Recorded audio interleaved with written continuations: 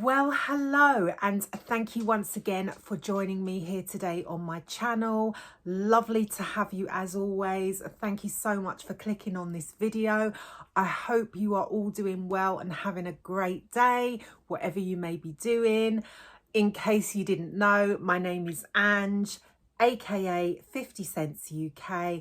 And as always, I'm sending you lots of love and best wishes. So, as you can tell by the title of this video, I'm going to give you my thoughts on the latest Libre flanker from YSL. It's called Libre L'absolu Platine. And this is what the box looks like. Silver, as you can tell, I've gone with the silver theme in today's video, so bog standard packaging. And this is what the bottle looks like. It's actually a stunning bottle. I do really like the design of the Libre bottles anyway, but yeah, I think this is a nice sort of welcome addition to the line.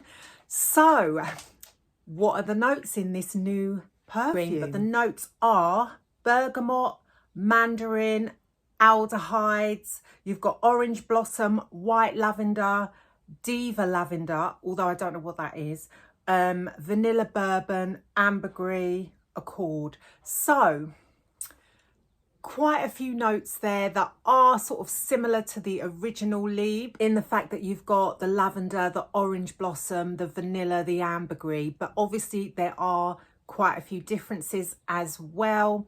This one, much more aldehydic. If you're not sure what aldehydes are, they are a synthetic note that kind of give perfumes a... Sorry, I'll try that again. They are what give perfume a kind of like a radiant and sparkling and fresh, clean, crisp type of character. And I will say you definitely do get that with this perfume. Right, so let's stop delaying and let's get to spraying, shall we? So when you first spray this perfume, you do get the original Libre DNA. Well, I do. To my nose, I do get that very strong, lavendery, slightly citrus. But as it dries down, to me, this smells very fresh.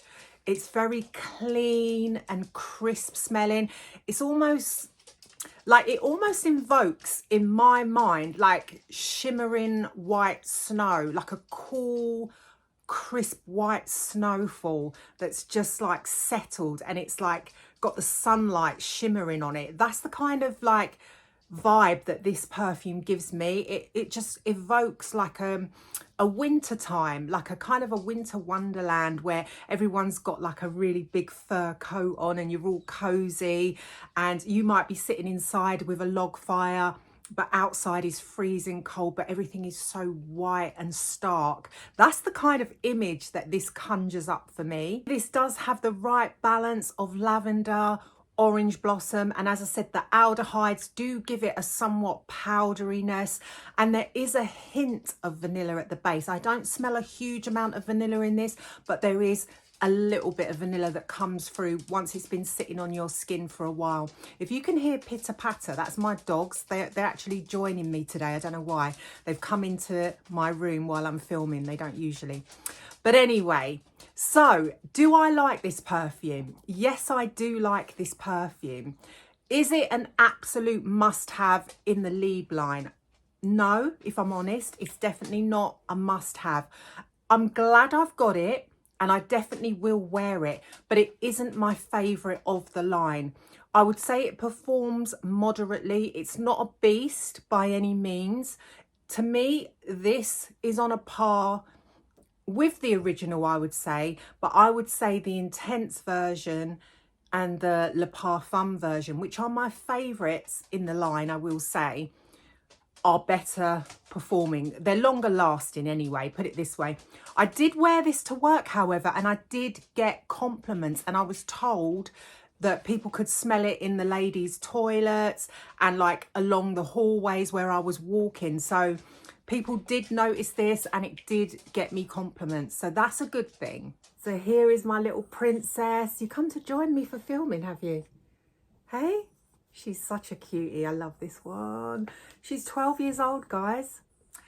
The Libre Le Parfum still, I would say, remains my absolute fave from the line, because this is just, this is so warm and inviting and vanilla-y. I love the vanilla vibe that this one gives me. It's just warm, yummy, inviting and quite sexy. This one, however, I wouldn't call sexy. This to me is an everyday perfume. This is not sexy at all to me. It's not something that I would wear if I was going on a date or anything like that.